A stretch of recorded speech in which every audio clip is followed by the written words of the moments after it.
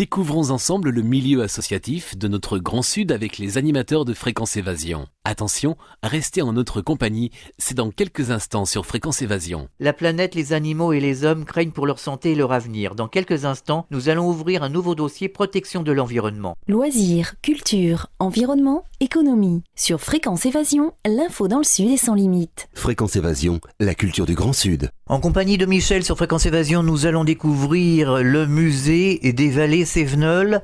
Bonjour Michel. Bonjour. Alors pour commencer Michel, est-ce que vous pourriez nous situer ce musée des Vallées Sévenol ? Alors, le musée des Vallées Sévenol se trouve à Saint-Jean-du-Gard. Dans Saint-Jean-du-Gard, il se trouve au centre du village, dans la rue principale. Et Saint-Jean-du-Gard, c'est situé un peu au nord du département du Gard. Alors de quand date ce musée ? Qui a eu l'idée de créer un musée des Vallées Sévenol ici à Saint-Jean-du-Gard ?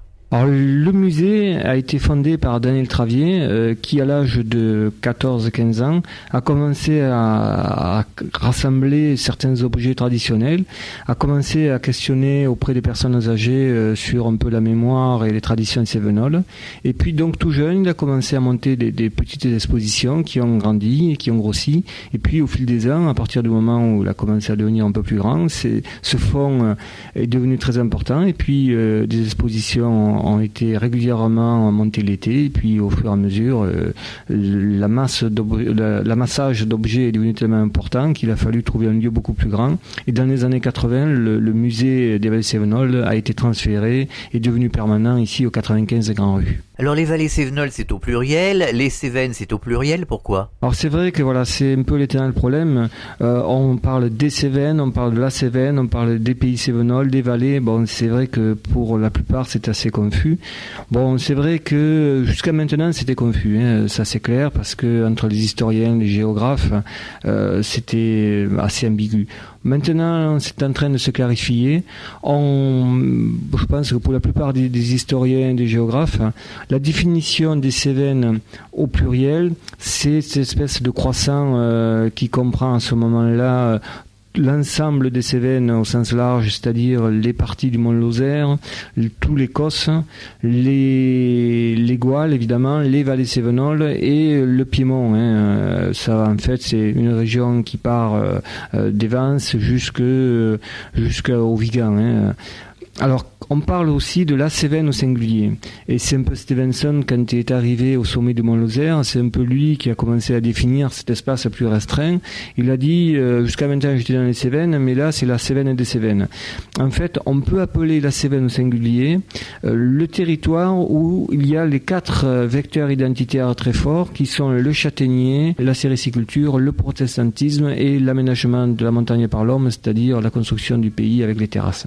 Dans votre musée, vous abordez la tradition de la soie. Est-ce que vous pourriez nous expliquer justement ce que l'on peut voir ici au musée des Vallées Sévenols ? Alors évidemment, la sériciculture a été très importante. On la connaît en Cévennes depuis très longtemps. On est déjà sûr qu'en 1296, il y avait des tireurs de soie en Duse, puisqu'on a retrouvé un acte notarié. Mais il faut attendre les années 1820 pour voir l'apogée de cette activité, l'explosion de la production. À cette époque-là, dans les années 1830, en 30-40, on produit jusqu'à 26 000 tonnes de cocon dans les Cévennes. Le changement a été radical au niveau du pays, tant sur un plan architectural que sur un plan des paysages, puisqu'à cette époque-là, on a planté des mûriers partout. Et au niveau architectural, c'est l'époque où on a construit des magnaneries, c'est-à-dire qu'on a enlevé les toits des maisons, on a rehaussé les maisons d'un étage pour avoir assez de place pour élever des verres à soie qui tenaient une place considérable en fin de cycle. Et on a aussi, à cette époque-là, dans les années 1820-25, 30, grâce à la vapeur, passé des petits ateliers presque familiaux aux grosses filatures qui pouvaient employer 100-150 personnes. Donc il y a eu un changement extraordinaire en très peu de temps. D'ailleurs, ici au musée des Vallées Sévenols, il y a toute une reconstitution justement de la culture de la soie à cette époque. Alors comment élève-t-on un ver à soie ? Alors on élève des vers à soie uniquement avec de la feuille de mûrier. La vie du ver elle dure 1 mois. Il grossit 10 000 fois son poids de base. Au bout d'1 mois, le ver va tisser son cocon. Il va monter sur un support, que ce soit de la bruyère ou du genêt, ou maintenant des hérissons en plastique, peu importe. Il va tisser son cocon. L'opération du tissage dure 2 jours. À l'intérieur, le ver à soie continue à vivre. Il va se transformer en chrysalide. La chrysalide, à son tour, se transforme en papillon. Et au bout de 15 jours, les papillons sortent des cocons, ils s'accouplent et la femelle femelle pond 150-200 œufs. Ainsi, on a des œufs pour l'année suivante, continuer un nouveau cycle. Pour pouvoir tirer le fil de soie, puisque dans un cocon, il peut y avoir sur certaines variétés actuelles 1500-1600 mètres de fil, il ne faut pas que les papillons soient percés. Donc, une fois qu'on récolte les cocons, on va le placer dans des grands fours pour tuer la chrysalide. À ce moment-là, les papillons, les cocons pourront être dévidés entièrement. À cette époque, quelle était l'utilité principale justement de la soie? À la soie, on faisait énormément de choses. On faisait des robes, on faisait des bas, on faisait des châles. Bon, maintenant, évidemment, l'éventail est encore plus large, mais effectivement, entre le 18e et le 19e siècle, on faisait essentiellement donc châles, bas et robes, et différents tissus pour les femmes. Un aspect qui est important aussi, c'est l'aménagement de la montagne par l'homme. Alors comment vivaient ces gens à cette époque, justement, dans les Cévennes? Donc il faut savoir que les Cévennes sont situées sur les versants méditerranéens, ce qui provoque à l'automne, malheureusement pour le pays, des pluies torrentielles qui vont s'abattre sur toutes ces montagnes, surtout en période d'équinoxe, c'est-à-dire fin septembre, début octobre. Les petits cours d'eau, les gardons qui sont pratiquement à sec, le niveau d'eau peut monter de plusieurs mètres en quelques heures. C'est pas très rare de voir en Duse le niveau d'eau du Gardon monter de 6 mètres dans une seule demi-journée.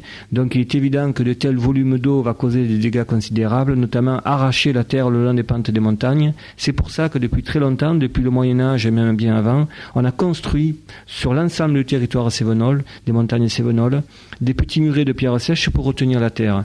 Donc une fois qu'on a construit ces terrasses, à ce moment-là, on a pu vivre sur ces montagnes. Une fois qu'on les a aménagées, donc avec la construction des terrasses, mais avec tout un système de protection des eaux, à ce moment-là, la vie a été possible. On a pu cultiver les terrasses, planter, récolter. Donc, premier travail des hommes, ça a été de se protéger de ces eaux de ruissellement qui sont très importantes. Donc, construction des terrasses et protection des eaux. Et à ce moment-là, après avoir géré toutes les petites voies de communication, on a pu vivre dans les masses.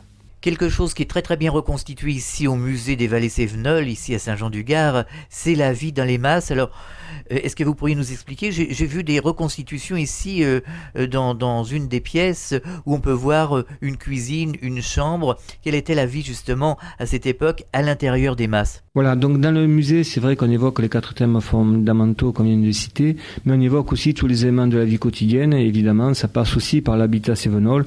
Alors par manque de place, c'est vrai qu'on n'a pas pu faire plusieurs intérieurs qui correspondraient peut-être à différentes classes sociales, mais on a essayé de montrer tout ce qu'on pouvait avoir dans un intérieur cévenol. Comment faisaient les Cévenols à cette époque pour avoir l'eau courante? Alors il y a tout un système donc au niveau de l'eau, donc d'une part la protection, mais d'autre part l'utilisation. En fait, il y a plusieurs systèmes. C'est vrai que nous sommes situés sous un climat méditerranéen, donc ce qui veut dire qu'il faut économiser l'eau à partir de la fin mai jusqu'à la fin septembre. En général, pendant les 4 mois d'été, il ne pleut pas. Donc c'est là qu'il faut être très intelligent, garder, économiser cette eau pour irriguer à ce moment-là les surfaces cultivables.